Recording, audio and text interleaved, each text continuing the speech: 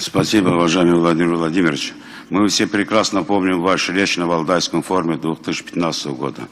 Одним из важнейших моментов в ней было то, что вы еще раз напомнили о проблеме разделенных народов на постсоветском пространстве. Вы отметили, что развал СССР был крупнейшей гуманитарной катастрофой. И вы были абсолютно правы. Русский народ – самый большой разделенный народ в мире. И масштабы его трагедия огромна. По разным данным экспертов, от 25 до 27 миллионов русских живет за пределами России. Это население целого крупного государства. После распада Советского Союза оказались разделенными и другие народы, в том числе лезгины и народы лезгинской группы. Лезгинский народ является коренным народом России и Азербайджана. Вместе с тем они являются российскими соотечественниками. Они связаны не только со своим соплеменником, проживающим по эту сторону границы Республики Дагестан, но с всей России глубинными историческими, культурными и духовными связями. К сожалению, эти связи с каждым годом становятся слабее, не налажен полноценный культурный и духовный обмен на государственном уровне между частями наших народов, проживающих по обе стороны границы.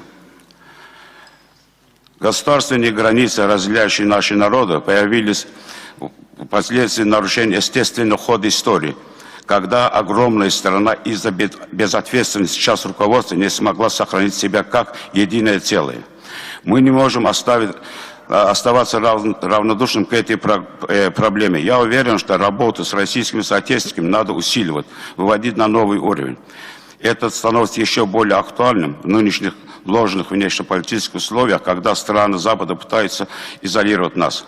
Наши соотечественники, надо понимать, это проводники доброй воли, культуры, интересов великой державы России. А соотечественникам так надо относиться. В стратегии государственной национальной политики России на первый период до 2025 года поддержка соотечественников, проживающих за рубежом, содействие развитию их связей с Россией указана в числе основных вопросов. Но, к сожалению, не до конца понятны механизмы, которые позволили бы реализовать это положение. Не совсем понятно, кто и как должен оказывать данную поддержку. Вопросов возникает множество. Существующий федеральный закон о государственной национальной политике Российской Федерации в отношении соотечественников за рубежом не работает. Часто получается так, что иностранцам легче получить российское гражданство, чем нашим соотечественникам, которые хотят вернуться в свои исторические родины России.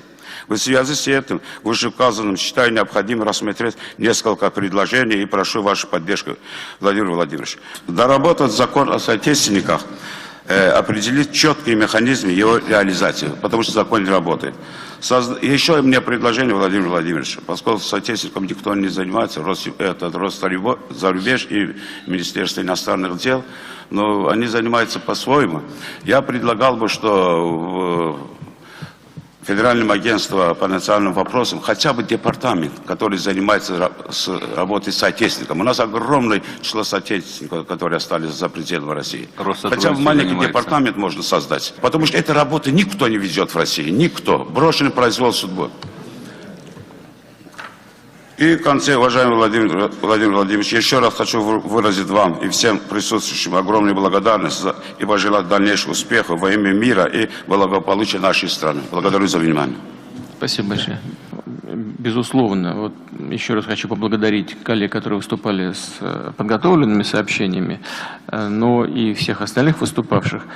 Все это обобщим. У нас протокол ведется, внимательно все посмотрим. Каждое предложение заслуживает того, чтобы с ним поработать. Ну, некоторые вещи, вот Ариф Пашевич предложил там список составить народов, этносов, которые бы им практическое применение было бы такое, как вы сказали, чтобы люди имели преимущественное право получения гражданства и так далее. И сказали о том, что сделать акцент на тех, кто не имеет своей государственности. Там, ну, идея сама по себе хорошая, давайте подумаем, но если мы вот по этому пути пойдем, здесь мы столкнемся с определенными сложностями, потому что мы сразу исключим все республики бывшего Советского Союза. Здесь идея сама по себе принимается, давайте ее просто доработаем, так же, как и многие другие ваши предложения. Но что точно совершенно можно и нужно реализовывать, вот прямо над этим нужно подумать и в практическом плане значит, начать работать. Это закон о российской нации. Вот Вячеслав Александрович предложил, да, нашу стратегию, которую мы с вами вместе вырабатывали, ее преобразовывать, но только над этим нужно поработать тоже как следует.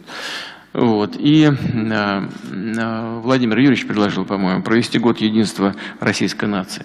Мне кажется, хорошее могло бы быть мероприятие с привлечением всех, кто собрался сегодня вот здесь, в этом зале, для того, чтобы мы вместе с вами поработали. И, ну, только выбрать нужно этот год.